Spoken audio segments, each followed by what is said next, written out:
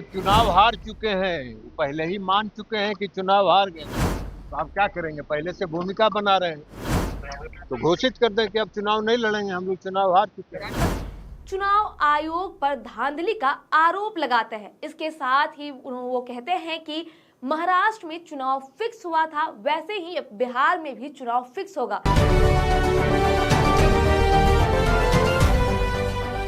नमस्कार, स्वराज पोस्ट देख रहे हैं आप, मैं हूं आपके साथ आभा। बिहार में अब कुछ ही महीनों में विधानसभा चुनाव होने वाला है। चुनाव से पहले राजनीतिक बयानबाजियां शुरू हो चुकी है।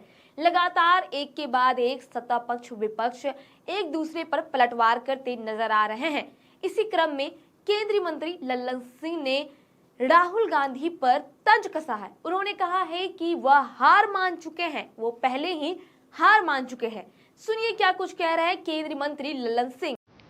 राहुल गांधी लगातार सवाल खड़े कर रहे हैं इलेक्शन कमीशन पर, ग्रामीण बिहार पर। अरे चुनाव हार चुके हैं, वो पहले ही मान चुके हैं कि चुनाव हार गए। तो आप क्या करेंगे? पहले से भूमिका बना रहे हैं। हारा हुआ आदमी क्या करता है? भूमिका ना बनाता है। तो चुनाव हार चुके हैं, वो मान चुके हैं कि चुनाव हार गए तो घोषित कर दें कि अब चुनाव नहीं लड़ेंगे, हम लोग चुनाव हार चुके हैं। तो सुना आपने लल्लन सिंह ने क्या कुछ कहा। उन्होंने साफ तौर पर कहा कि राहुल गांधी चुनाव से पहले ही हार मान चुके हैं। आपको बता दें कि बिहार में इसी साल विधानसभा चुनाव है। इसको लेकर लगातार बड़े बड़े नेताओं का बिहार आना जाना लगा हुआ है। इसी क्रम में राहुल गांधी भी 6 जून को बिहार आ चुके हैं। वहीं वो 6 जून को बिहार के नालंदा और गया में गए थे।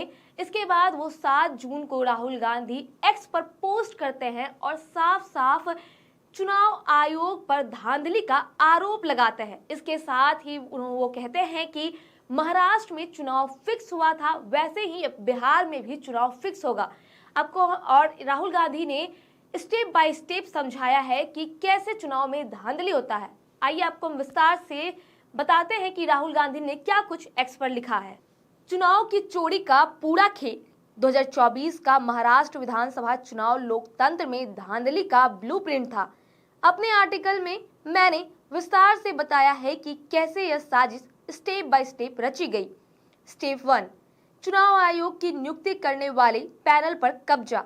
स्टेप 2, वोटर लिस्ट में फर्जी मतदाता जोड़े गए। स्टेप 3, मतदान प्रतिशत बढ़ा चढ़ाकर दिखाए। स्टेप 4, जहां बीजेपी को जिताना था वहां टारगेट करके फर्जी वोटिंग कराई गई।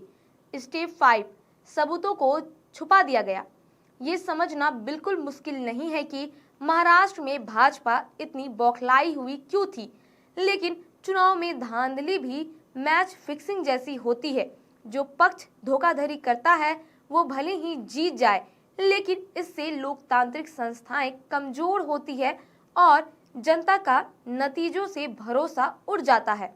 हम जिम्मेदार नागरिक को सबूतों को खुद देखना चाहिए, सच्चाई समझनी चाहिए और जवाब मांगने चाहिए, क्योंकि महाराष्ट्र की यह मैच फिक्सिंग अब बिहार में भी दोहराई जाएगी और फिर वहां भी जगह जगह बीजेपी हार रही होगी। मैच फिक्स किए गए लोकतंत्र के लिए जहर है।